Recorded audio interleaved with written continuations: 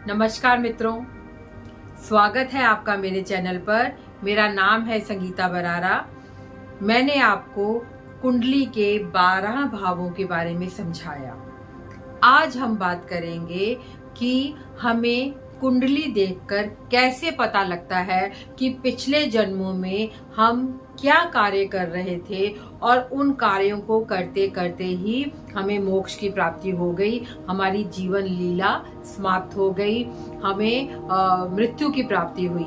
अर्थात पिछले जन्मों में किन कार्यों को करते करते हम उन्हें अधूरा छोड़कर मृत्यु को प्राप्त हो गए और फिर वो कार्य अब इस जन्म में हमको पूरे करने हैं, तो वो कार्य हम वहीं से आरंभ करते हैं और इस जन्म में हम उनको पूरा करने की कोशिश करते हैं। और बहुत बेचैनी होती है हमेशा हमारे अंदर उन कार्यों को पूरा करने की, क्योंकि हमें कहीं बैक ऑफ द माइंड या कहीं डीप हमें ज्ञात भी नहीं होता, लेकिन कहीं डीप में ये चीज रहती है और हमें थोड़ा डर लगा रहता है कि इस बार भी हमारे वो कार्य कहीं बीच में ना छूट जाएं। तो बड़ी बेचैनी और बड़ी आंतरिक इच्छा के साथ हम उन कार्यों को पूरा करने की कोशिश करते हैं। कुंडली में मित्रों केतु बताता है कि आप पास्ट में या पिछले जन्म में क्या कार्य अधूरे छोड़ आए हैं। तो आपके जिस भाव में भी केतु बैठे हैं उस भाव संबंधित कार्य पिछले जन्मों में आपके छूट गए हैं, अधूरे रह गए हैं, इस जन्म में आपको वो पूरे करने हैं। जैसे मैं आपको एग्जांपल देती हूँ, अगर कुंडली में केतु चौथे स्थान पे है तो आप चौथा स्थान मैंने आपको क्या बताया था, सुख का स्थान है, माँ का स्थान है, मकान वाहन प्राप्ति का स्थान है। तो पिछले जन्मों में आप यही सब कार्य कर रहे थे, अपनी माँ की या तो सेवा कर रहे थे या माँ के सुख को आपने प्राप्त नहीं किया।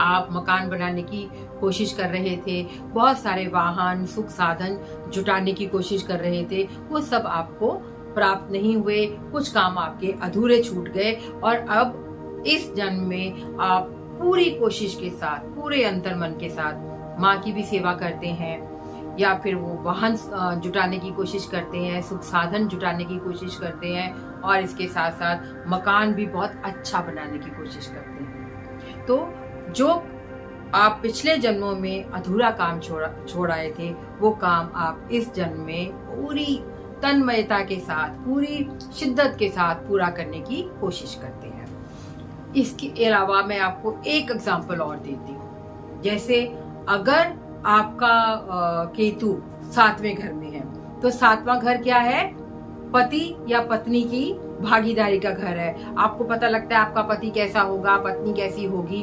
तो 7वें घर में अगर केतु है तो ऐसा हो सकता है कि पिछले जन्मों में आपके कुछ कार्य अपने पति के प्रति या पत्नी के प्रति अधूरे रह गए थे, तो इस जन्म में आप अब उन्हें पूरा करने की कोशिश करते हैं। तो पूरी तन्मयता के साथ आप अपने पति या पत्नी के साथ जुड़ जाते हैं और कोशिश करते हैं कि उनसे संबंधित जो भी कार्य आपके छूट गए थे वो अब हम इस जन्म में पूरे कर पाए। एक बात और मैं आपको केतु के बारे में बताना चाहती हूँ। केतु नाम विपरीतम, केतु जिस स्थान पे बैठ जाता है उस स्थान से वो आपको अलग करने की कोशिश करता है। अर्थात ऐसा लगता है जैसे केतु जहाँ बैठ गए हैं उस स्थान के कार्य जो भी हैं, उस भाव से संबंधित जो भी कार्य हैं, आप उनको अगर पूरी जुड़ाव के साथ, पूरे लगाव के साथ करने की कोशिश करें तो केतु वहां बैठ के आपको कुछ विघ्न बाधाएं भी देते हैं। जैसे अगर आपके 7वें स्थान पे केतु है तो आप पति या पत्नी के ऊपर बहुत ज्यादा लगाव के साथ जुड़ जाएंगे, पति पत्नी के साथ या पत्नी पति के साथ बहुत ज्यादा जिसे कहते हैं जुड़ जाएंगे।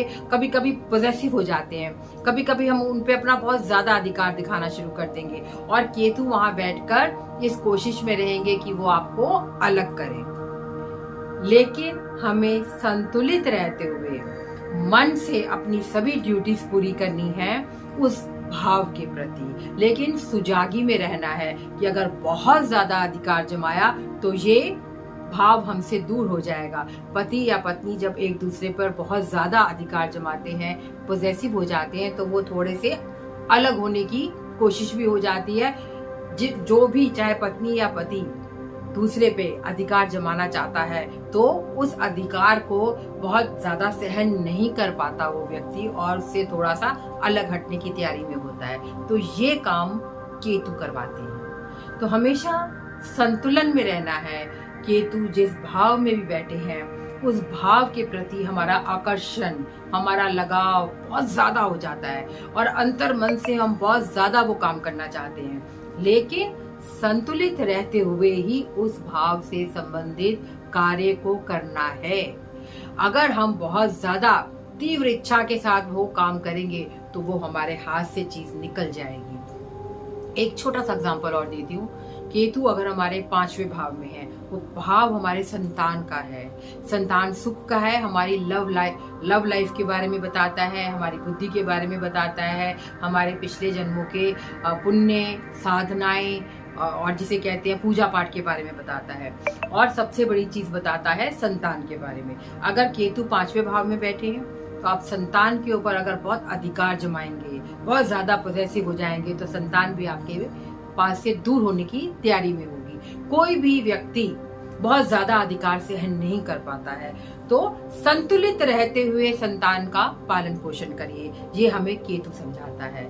वैसे तो मित्रों पूरा जीवन ही संतुलित रह के बिताना होता है। अगर झुकाव जरा सा इधर गया या उधर गया तो बहुत सारी चीजें हाथ से निकलनी शुरू हो जाती हैं, बहुत सारे दुख मिलने शुरू हो जाते हैं, बहुत सारी हानि होती है जीवन में। तो मुझे ऐसा लगता है कि balance is the key note. संतुलन ही हमारी सफलता की कुंजी है। किसी भी रिश्ते में, किसी भी भाव में, किसी भी स्थान पर, किसी भी कार्य में, किसी भी काम को करने के लिए संतुलित रहना अति आवश्यक है। वही चीज हमको केतु समझाते हैं। चाहे पिछले जन्मों के कार्य पूरे करने हैं और मन में डर, भय और एक बहुत इच्छा होती है कि जल्दी से जल्दी हम इन कार्यों को पूरा करें, लेकिन संतुलित रहते हुए ही सब कार्यों को पूरा करना है। अगर आपको मेरे वीडियो अच्छे लगते हैं, आपको लगता है मैं इसी तरह के वीडियोस और बनाऊं, तो मेरे वीडियोस को शेयर कीजिए, मेरे चैनल को सब्सक्राइब कीजिए और मेरे वीडियोस को लाइक कीजिए और ज्यादा से ज्यादा उनको शेयर कीजिए। Thank you.